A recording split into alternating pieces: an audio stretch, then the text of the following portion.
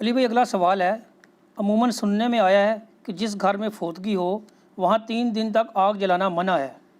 اگر واقعی ہی یہ اسلامی حکم ہے تو اس میں کیا حکمت پوشیدہ ہے، اور ان 3 دنوں میں میت والے گھر کے اہل خانہ اپنے کھانے پینے کا انتظام کیسے کریں گے؟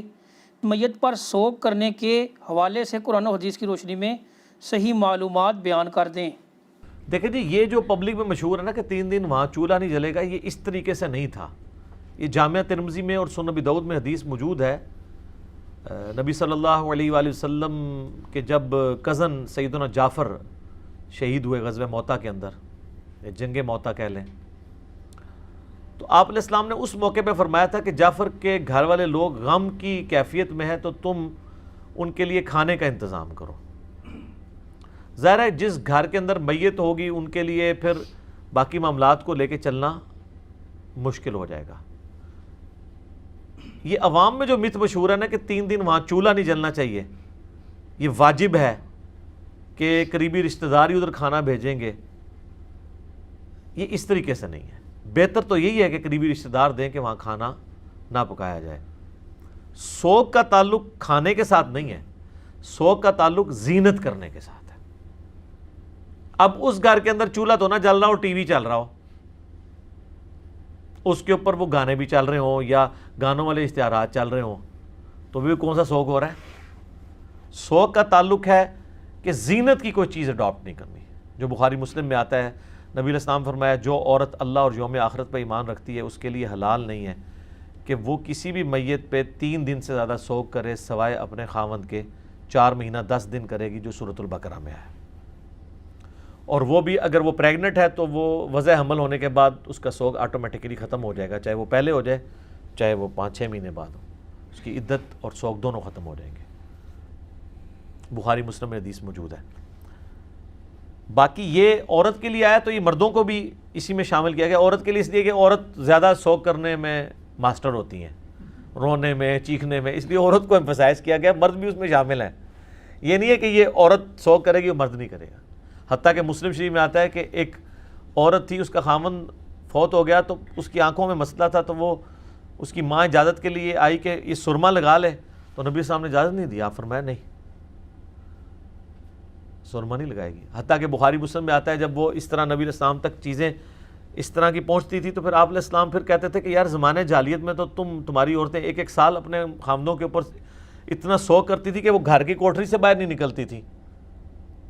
باقاعدہ ان میں ایک رسم تھی، وہ بکری پھر وہاں گھسائی جاتی تھی، اور پھر وہ بکری بھی مر جاتی تھی، پھر اس کی وہ مینگنیاں جو پتہ نہیں کیا کر کے، تو وہ پوری ایک رسومات ہیں جو بخاری مسلم میں آئے۔ حضور نے فرمایا کہ تمہیں اللہ تعالیٰ نے اس سے چھڑا کے 4 مہینے 10 دن پہ لے کے آئے، تو اب تم اس سے بھی بھاگ رہی ہو۔ ٹھیک ہے، سوگ کرے گی اور سوگ کے دوران وہ گھر سے باہر نہیں نکلے گی، زینت نہیں کرے گی۔ یہ نہیں کہ کھانا پینا چھوڑ دے گی یا داماد سے پردہ کرنا شروع کر دے گی۔ بھائی ان لوگوں سے پردہ بعد میں بھی ہے سوگ میں جن سے سوگ سے پہلے بھی تھا۔ کسی ایکٹیویٹی میں حصہ نہیں لے گی، اور جس گھر میں فوتگی ہوئی ہے اگر وہ وہاں پہ ہے وہ وہیں پہ اپنا سوگ کرے۔ ہاں اگر وہاں اس کا کوئی رشتہ دار نہیں ہے، وقتی طور پہ جس طرح بعض اوقات عورتیں باہر کے ملک سے اپنے خامند کو دیکھنے کے لیے ادھر آئی ہیں اور ادھر خامند فوت ہو گیا ہے، اولاد ابھی ادھر ہے، تو وہ پھر واپس جا سکتی ہے۔ وہ بخاری مسلم میں حدیث اس کو سپورٹیں موجود ہیں کہ وہ عورت اپنے اس گھر میں جا سکتی ہے، اس کا وہ ٹریولنگ کرنا گناہ شمار نہیں ہوگا۔ اس طریقے سے جو عورت حج اور عمرے کے لیے گئی ہے اس کے لیے اب عدت یہ نہیں ہے کہ وہ اب وہ منا کے خیمے میں بھی بیٹھی رہے، وہ سفر بھی کر سکتی ہے، ہاں زینت نہیں کرے گی۔ اور اس طریقے سے عام گھر میں بھی جو عورت ہے اگر بیمار ہو جاتی ہے اس کو ہاسپٹل لے کے جانا پڑ جاتا ہے، ایز اے لاسٹ ریزارٹ تو آپ اسے لے کے جا سکتے ہیں، لیکن سبزی لینے کے لیے وہ گھر سے باہر نہیں نکلے گی، کوئی چیز لینے کے لیے نہیں، اس کے ساتھ جو لوگ اٹیچ ہیں وہ کریں گے۔ اور کئی لوگ کہتے ہیں نہیں جی وہ ہماری تو دادی ماں کی عمر جی 80 سال ہو چکی ہے تو عدت کریں گی، 80 کے 180 سال ہو، عدت تو کرنی ہے، سوگ تو کرنا ہی کرنا ہے، ٹھیک ہے، وہ اپنی جگہ موجود ہے۔ تو یہ جو کھانے کا تعلق اس وجہ سے کہ وہ کنڈیشن کیٹاسٹرافک ہے، ورنہ اگر وہ گھر میں چولہا جلا لیتے ہیں تو کوئی حرام نہیں ہے، کسی حدیث کے اندر اس کی ممانعت نہیں آئی ہے۔ اور ویسے بھی اب کیا چولہا تو اب ویسے ہی نہیں لوگ جلاتے ہو، دیگ منگوانی پڑ جاتی ہے، اتنے رشتہ دار آ جاتے ہیں، تو چولہا تو ویسے آج کل کو نہیں جلتا، چائے وغیرہ کے لیے جلتا ہوگا، ادروائز تو اتنے رشتہ دار آئے ہوتے ہیں کھانا منگوانا پڑ جاتا ہے. بلکہ ابھی تو 40ویں کے باقاعدہ کارڈ چھپنے شروع ہو گئے ہیں. اخبارات میں تو اشتہارات پہلے آتے تھے, کارڈ بھی چھپتے ہیں. یہ ایک اس طرح کی بدعات اور رسومات نے ایک غریب آدمی کا تو جینا مرنا ہی مشکل کر دیا ہے. جینا تو مشکل تھا, مرنا بھی مشکل کر دیا. کئی ایک ایشوز کے ساتھ جو ہے نا وہ اٹیچ ہوئے ہیں. اچھا, سوگ میں یہ یاد رکھیے گا کہ یہ دو ٹرمز ہیں, سوگ اور عدت. اس کو سمجھ لیں. عدت ہے متعلقہ عورت. عدت کہتے ہیں ایسا پیریڈ جس میں وہ نیا نکاح نہیں کر سکتی. جو عورت طلاق یافتہ ہے, قرآن میں اس کی عدت آئی ہے 3 طہر, یعنی 3 دفعہ حیض آ کے وہ پاک ہوگی آلموسٹ 90 دن. وہ بھی اس صورت میں کہ جب اسے طہر میں پاکیزگی میں طلاق دی گئی ہو. اس لیے پاکیزگی میں طلاق دینی چاہیے. حیض میں دی گئی تو آپ کو اس کو رجوع کرنا پڑے گا اور وہ طلاق شمار ہوگی. بیوہ عورت کی عدت جو ہے وہ ہے 4 مہینے 10 دن. بیسیکلی وہ اس کا سوگ ہے. یہ سورۃ البقرہ میں آیا ہے, بخاری مسلم میں ڈیٹیل موجود ہے. اب متعلقہ اور بیوہ دونوں کے کیس میں اگر عورت پریگننٹ ہے تو جب تک اس کی اولاد پیدا نہیں ہوتی اس کی وہ عدت چلتی رہے گی, وہ نیا نکاح نہیں کر سکتی حتیٰ کہ وہ بچہ پیدا ہو, پھر وہ 40 دن وہ والے گزر جائیں آلموسٹ جو ہوتے ہیں, پھر وہ نیا نکاح کرے گی. اور اس میں لیکن ایک اللہ نے آسانی دی ہے کہ ویسے تو 4 مہینہ 10 دن ہے سوگ, یہ 3 مہینے کی عدت ہے, لیکن اگلے دن اس کی پریگنینسی ڈکلیئر ہو کے مطلب وہ ڈیلیوری ہو جاتی ہے, پھر وہ 3 مہینے والی سوگ یہ عدت ختم, 4 مہینہ 10 دن والا بھی سوگ ختم, کیونکہ اب اللہ نے اس کو خوشی دی ہے, اب اس خوشی کو اویل کرے گی. ابو داؤد ترمذی ابن ماجہ میں آتا ہے کہ جس عورت نے خلا لیا ہے اس کی عدت 1 مہینہ ہے. یہ بعض اوقات لوگ یہ پوچھ رہے ہوتے ہیں کہ جی وہ دیکھیں جی 5 سال ہو گئے ہیں میاں بیوی آپس میں ملے نہیں ہیں, تو اب آ کے تنسیخ نکاح ہوا ہے تو اب بھی عدت کرے گی. جی عدت کرے گی, کیوں نہیں کرے گی. اگر خلا لیا تو 1 مہینہ کرے گی, اور 1 مہینے کی سٹارٹنگ اس وقت ہوگی جب خلا ہوا ہے, چاہے 5 سال سے ملے یا نہیں ملے. اسلام جو ہے نا وہ ایسے روز بناتا ہے جس میں فول پروف ہوں. کل کو کوئی مسئلہ بن گیا پھر تو یہ معاملہ فول پروف رکھا گیا. 5 سال چھوڑ کے 10 سال کی ناراضگی ہے, جب وہ طلاق دے گا اس دن سے عدت شمار ہونا شروع ہوگی اور پھر آگے کے دن شمار کیے جائیں گے.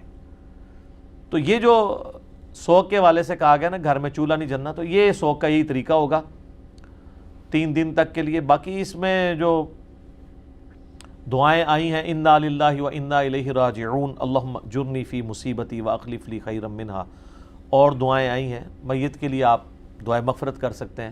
باقی یہ جو 40ویں قرآن پڑھ کے بخشنا اس کی کوئی اصل نہیں ہے. ویسے آپ نے دعا کرنی ہے, ہاتھ اٹھا کے بھی کر لیں, کوئی حرج نہیں. بخاری مسلم میں نبی الاسلام نے ایک صحابی کے مرنے کے بعد یوں ہاتھ اٹھا کے دعا کی تھی کہ بغلوں کی سفیدی بھی نظر آئی, کیونکہ آپ نے اوپر چادر لی تھی, نیچے تہمت تھی.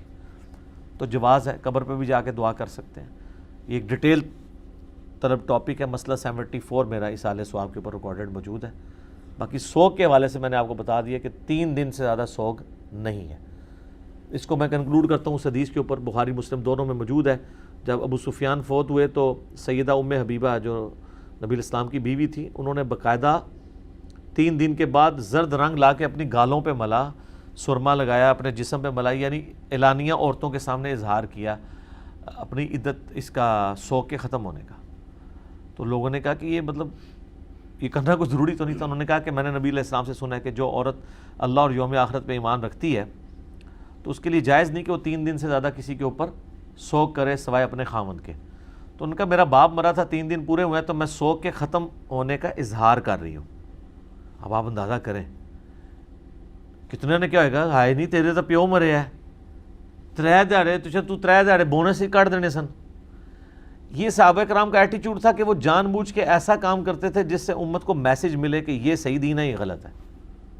مجھے بھی لوگ کہتے ہیں نا جان بوجھ کے ایسی ایسی گلاں کاٹ کے لے آتا ہے, وہ اس لیے نکالتے ہیں آپ کا دماغ کھولیں کہ یار یہ کیا ہو رہا ہے, دین تو یہ کہتا ہے آپ نے یہ بنایا ہوا ہے,